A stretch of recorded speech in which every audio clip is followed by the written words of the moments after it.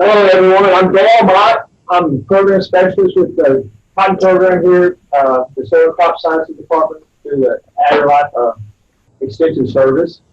And I'm here to introduce our PhD student in our cotton extension program. He's from the state of Tennessee, volunteer state. He's got his undergrad and master's degree from University of Tennessee.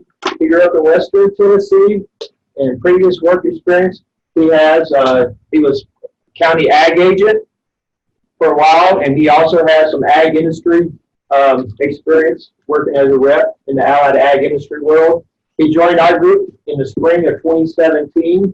He's been involved in several different research projects, not counting the projects he's dealing with on his PhD program, and he's also been very helpful in providing some educational programming and some field day type events throughout the southern part of the state through our program. This presentation today is entitled Impacts on Cotton Yield and Fiber Quality from Multiple Pickings Compared to Traditional Single Pass Harvest Systems. And let me introduce Mr. James Griffin. Thank you, Demar. Appreciate it. Like Dale said, I'll be talking about impacts on fiber quality and yield from comparing traditional single pass harvest like we're used to, strippers, pickers, compared to multiple pickings. Like I said, my name is James Griffin. My co-authors there, Gavin Morgan, Amy Camire, John Snyder, and Ed Barnes. Okay, so what brought this about? So Cotton Incorporated started an initiative basically where they're wanting to flip the script. They want to do a 180. So what we're used to seeing are these big, huge machines, 11 tons, and we're wanting to go completely the opposite way. For various reasons. Obviously, these machines are $750,000. A lot of compaction issues, burning up to 250 gallons of diesel per day. And we want, like I said, go completely the other way. And also take this guy out. We'll just have the simple robot operating off GPS. And it also has an energy sensory where it's recognizing the white cotton they'll pick. So I always get questions about this, family, friends, and stuff like that. I'm not designing the robot. That's not my job. Basically, I would joke about right now I am the robot with the concept that this little guy right here from either the fiber quality, like the title suggests, or yield will make the farmer more money. So hopefully this video plays. Yes. So I thought it'd be great to show what the little guy does, what he looks like. He's not actually picking there. He's just running the rows. It's only like a 30-second video. So right now he's, I think on GPS.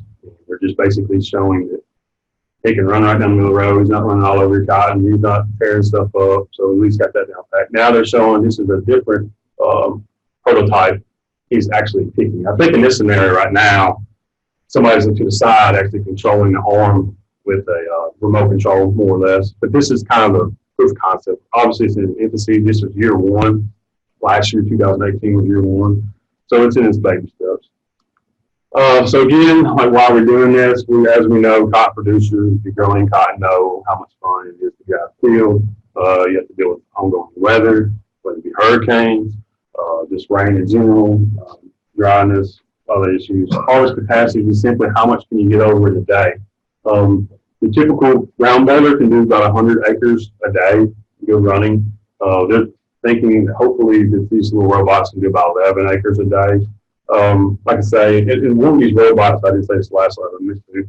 They want these robots to be around $10,000 to $15,000. So you can buy a lot of these robots compared to the one big stripper. And also allows farmers, traditionally, when we're having to buy these $500,000 pickers, we have to justify it with so many acres. Usually round numbers, 2,000 is kind of really fun.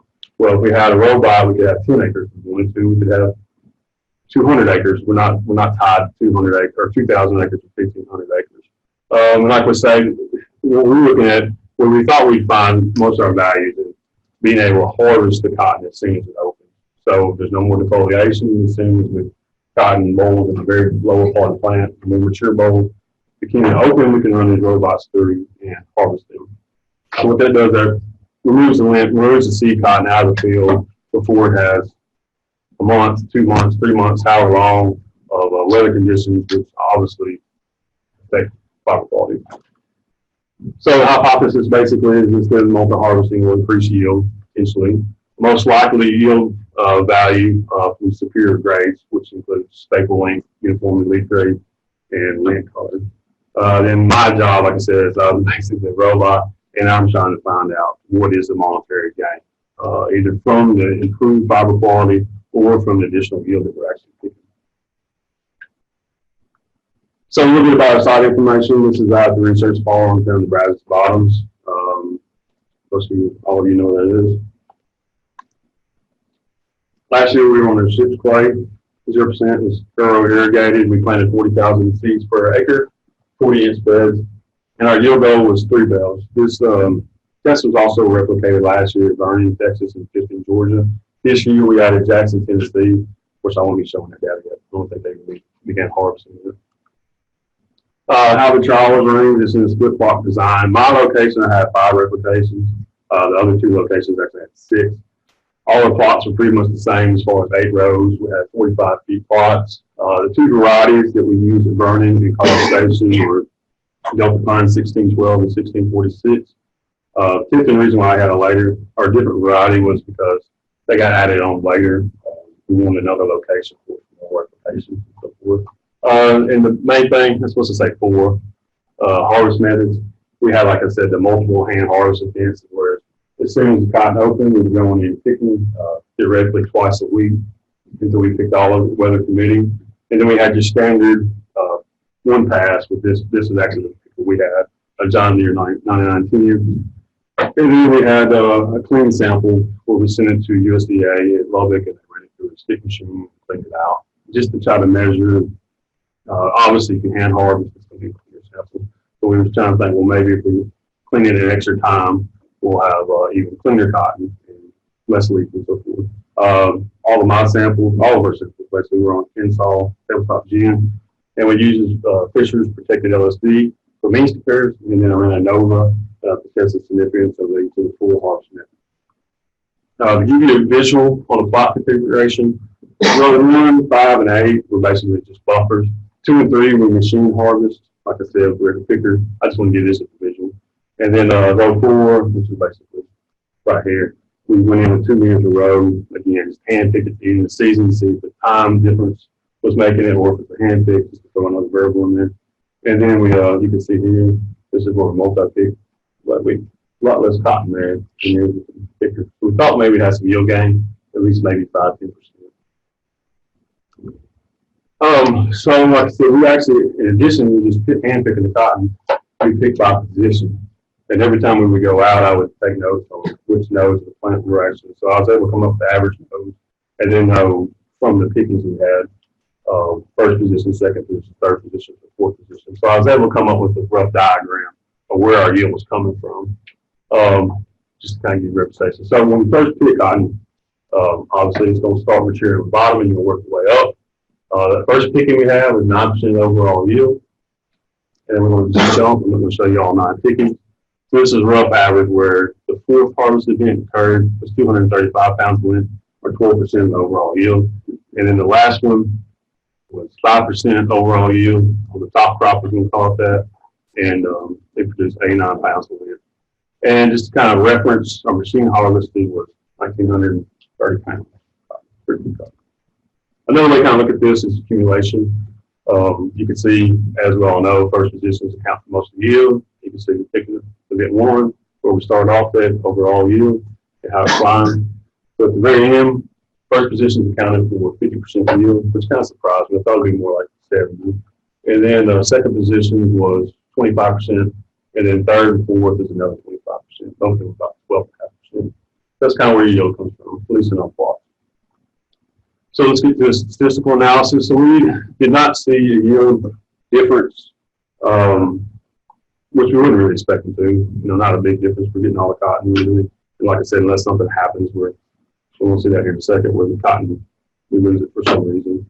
So on most of these we'll have lint on the y-axis and then the harvest method. And I had to split out varieties. Most times you see it split out because there was a variety interaction. Obviously, 1646 was yielding more than 1612, so I could not combine them. There you go, that's these 2. So no significant difference at all locations.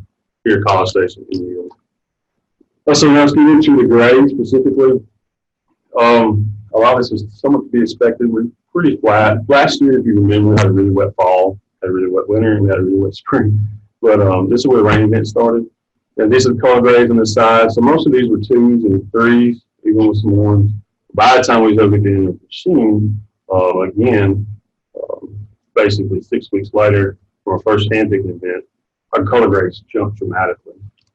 They jumped up over to 6. And you're going to see here in a little while, that's why some of our long values are significantly hurt. Just kind of follow along. This is not really unsurprising.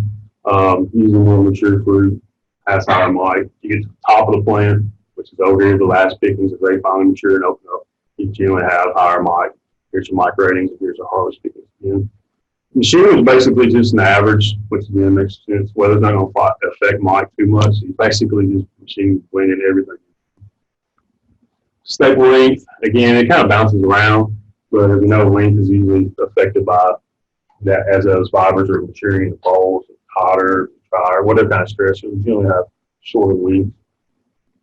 Again, with the weathering events and stuff like that, with the rain, we probably have more breakages and stuff like that. We're blending, able to get the crop out as we kind of expected. Average strength by follows much like most plants do in the literature I've seen. As you move the plant, usually your fiber is not as good. And the interesting thing we kind of realized, or we thought about this after the fact, was so when we're picking this cotton early on, we can keep all this cotton together for all the different grades. So we keep the better cotton together. And as we move up the plant, we're harvesting later these robots, autonomous machines, we can grade them together. Well, that obviously makes the bales more valuable, and buyers will like that basically. Instead of getting more random variable within a bale, they can split up the bale. It needs more value for the grower. Again, follow the same trend as you're moving up the plant. Basically, range is not as good, and they're all tied together for strength and maturity. This is the overall comparing all the grades together, the loan values, just kind of running together. And I thought this was really interesting. I didn't see this at the Georgia location, but we saw it here. Really good, really good, really good rain spikes in our grades. Overall loan values drop. And we can see here, this average here is about all over 57 cents. So we're around here about 46 cents.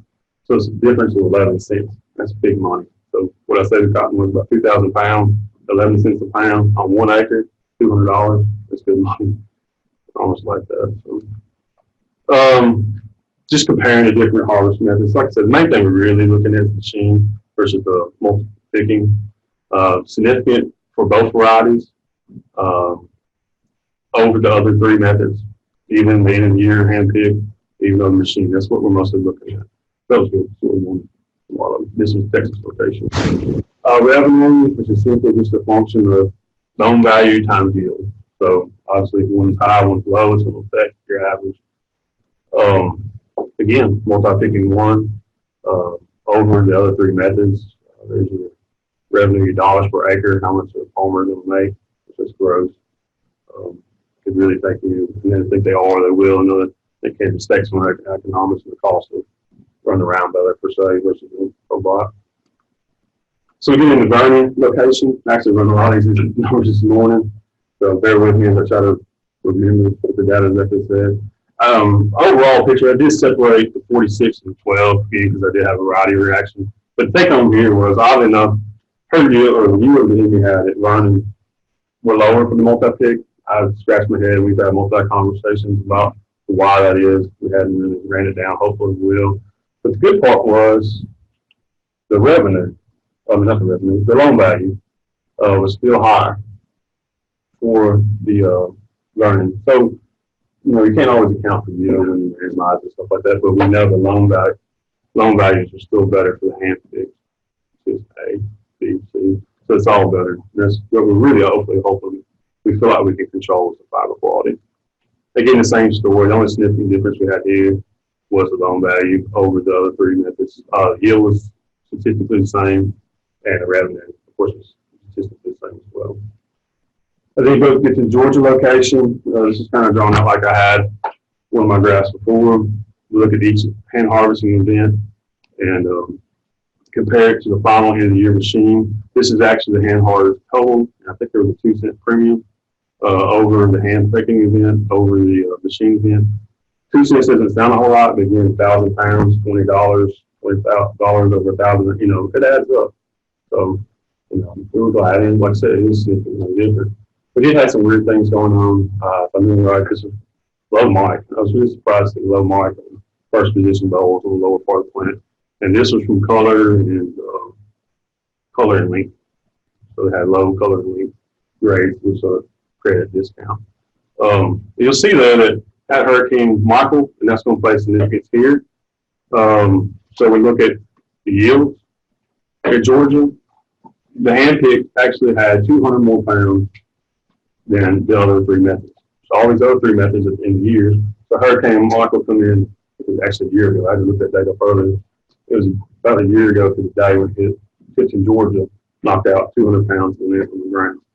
So I don't think alone, like I said, 2 cents, not a huge difference, but 200 pounds an acre is a huge difference too. So we're glad to see, I'm glad for farmers that happened, but in the study, we're glad to see, we hadn't really thought about that. We were thinking about loan value, we didn't really think about yield, because we heard things here too on the coast of Bend. So we get that crop out quicker before these hurricanes start coming in, be beneficial for farmers as well. So in conclusions, I think I hit on that already. No yield differences at the power station in Vernon. But we did see a 200-pound yield gain in southern Georgia. We did have a significant difference on loan values for all 3 locations. Pretty big at College Station in Vernon, 10 cents there, and then like I said, 2 cents. The harvest timing, obviously, I showed really broke down the College Station locations. I could do it for the other 2 locations as well. Really affected the color and the marking there, the length, everything we kind of expected. That was what we wanted to see, and that's what we did see. The harvest method also, too, if you hand harvest, you'll have lower leaf grade and lower trash content. So some of that was coming from there, but that's the advantage of the robotic. So acknowledgements, I want to thank Cotton Incorporated. These guys were on our conference calls, kind of helped us make our protocols, our plan of work, and then John Manure, he ran the clean sample I talked about. And of course, my cotton extension team, good for them guys that still probably hand harvesting stuff. And Josh, y'all's team helped a lot this year too, thank y'all. And then the technician in Georgia that works with John Snyder, she was a lot of help as well. So, and that, I just want to open any questions. I appreciate your time. Thank you.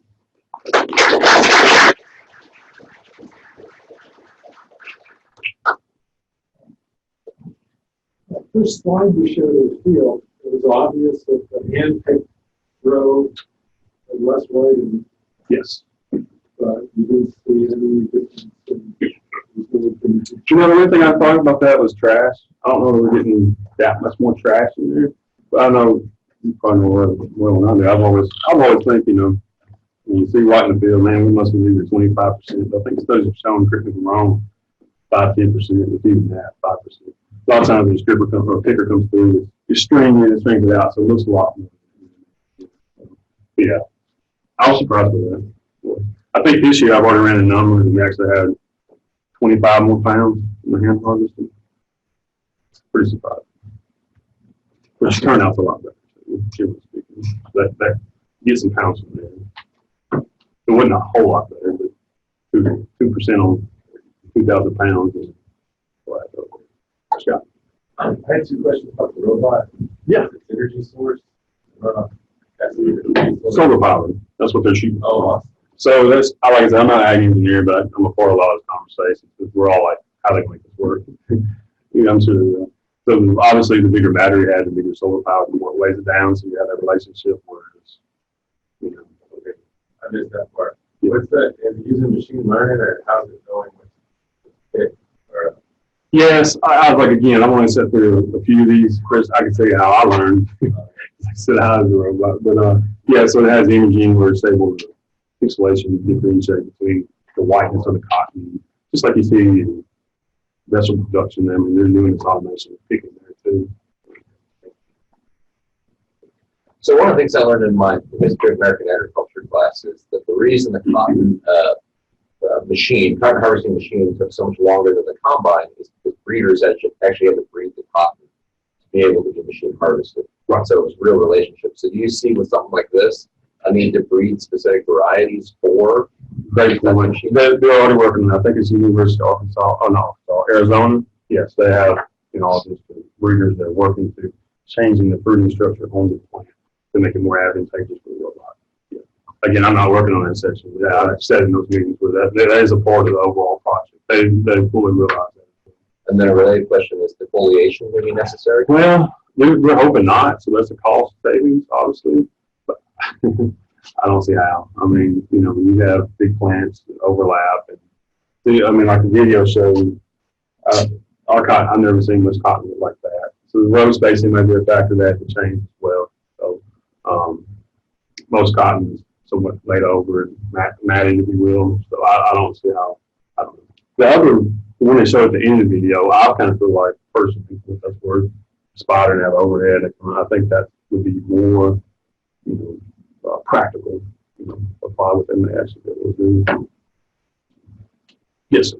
But the robot remove part of the fur or just the lint out? Well, I think the thought process is removed just. I know in the video I showed you. So actually, like on the arm is a vacuum. So the thought process, and then that would change the type of cotton you use to, loose bird, stripper type cotton is real tight in it. You'll need loose bird cotton lint to be able to pull it out. But what I've seen, I think in the conversations I've been a part of, they want to be able to just get lint alone. Yes. I'm not a cotton person, but I think I've been told cotton is a perennial plant, right? Yes, it is, but we don't treat it as perennial. We treat it as annual. But with this method, could we treat it as a perennial?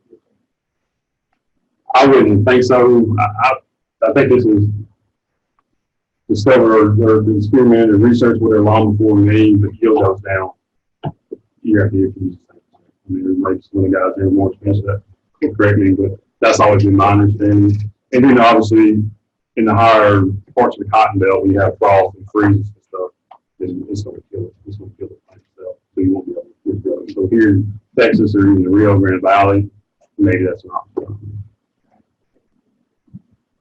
Do you think Emmy's, what you said, the machine, the hand harvester was lower than the machine pick? Mm-hmm. That's the trash factor? I don't know that we me and Gavin have had many conversations and Zoom as well, trying to figure out exactly how. I don't know. The thing where we ultimately attributed to, I don't know, there's a pretty big difference was maybe the moisture when they pick or when they strip better. So they strip the better cotton, so the moisture of the cotton. That's why I feel like moisture percentage this year kind of. Strip it, yeah, there's more trash. It's just added to the weight and they're not getting. Yeah, but cleaning, we clean it, and then once you run the turnout percentage, those percentages you should account for that.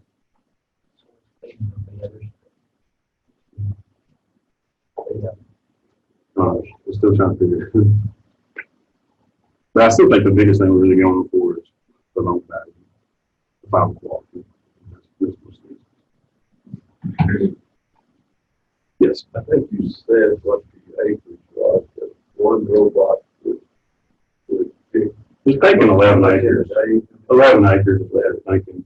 But they have also talked about, I don't see how they're going to do it, maybe as many as 20, 25 pickings in a harvest season. I don't really see that. That's just my personal experience. To me, that 25 robots.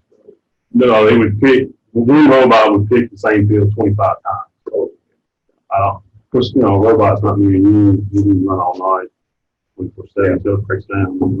Marco decided to down with solar power. So maybe we can solve up in the community. Yes, sir.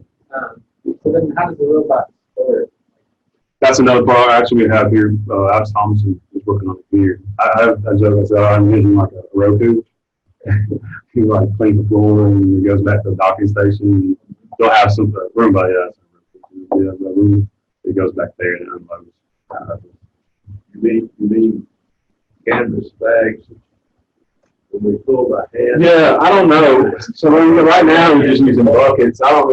We ain't get a whole lot of cotton in the bucket, right? So I don't know. And you don't want to spend a lot of trips running back to whatever system they have. They may use something similar to round bellar or module, but I don't know. Bagging the individual plots. Breeder, Say again. the bagging the individual plots. Yeah. Yeah, I definitely see that. All right, any more questions? All right, let's take our speaker.